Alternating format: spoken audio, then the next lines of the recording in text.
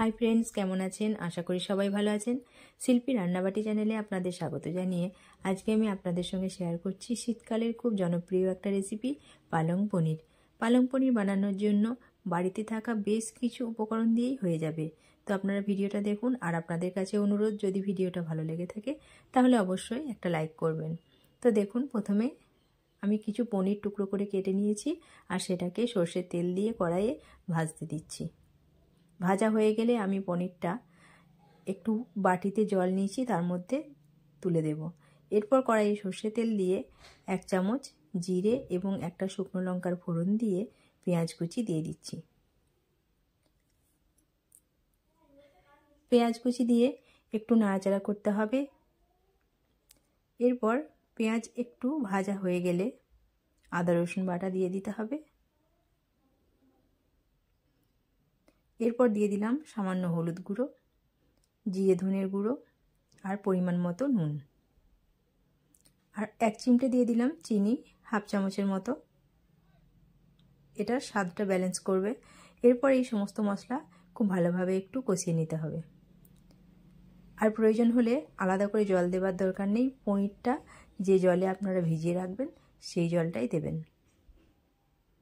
এরপর মশলা কষা হয়ে গেলে আমি আগে থেকে পালং শাক এবং কাঁচা লঙ্কা সেদ্ধ করে বেটে রেখেছি। এরপর পালং শাক এবং কাঁচা লঙ্কা বাটাটা আমি দিয়ে খুব ভালোভাবে মিশিয়ে নেব। তো সমস্ত মশলার সঙ্গে পালং শাকটা খুব ভালোভাবে মিশিয়ে নিতে হবে। আর পালং শাক সেদ্ধ করে আপনারা ঠান্ডা জল দিয়ে একটু ধুয়ে নেবেন, তাহলে দেখবেন রঙটা খুব সুন্দর মনে হবে, সবুজ। দেখুন, আমার এখানে কিন্তু কোনো কালার দেওয়া নেই, শুধুমাত্র এখানে পালং শাক সেদ্ধ করেই রাখা আছে, তাও মনে হচ্ছে যেন খুব একটা সবুজ হয়ে গেছে।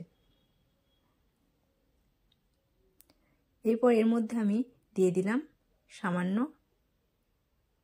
টক দই।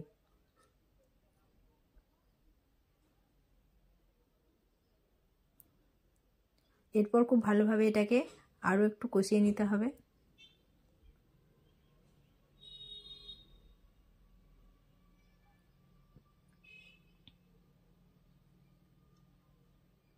এরপর ভেজে রাখা পনিরগুলো তুলে দিয়ে দিতে হবে। পনির দিয়ে খুব ভালোভাবে এটাকে নাড়াচাড়া করে নিতে হবে।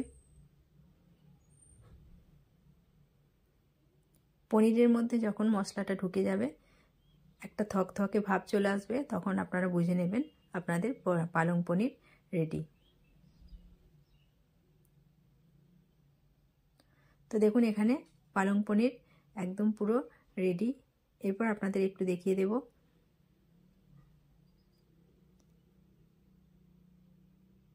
কেমন হয়েছে। তো দেখুন, পালং পনিরের রং কিন্তু একদম অটুট রয়েছে, একটুও পাল্টায়নি। তো আপনারা যদি এইভাবে বানান তাহলে কিন্তু আপনাদেরও পালং পনির এরকমই হবে।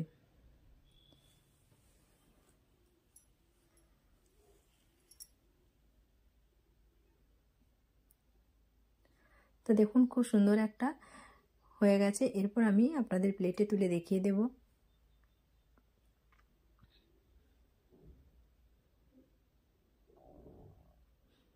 তো এই ছিল আমার পালং পনির রেসিপি। যদি আপনাদের রেসিপিটা ভালো লেগে থাকে তাহলে অবশ্যই একটা লাইক করবেন আর কমেন্টে জানাবেন।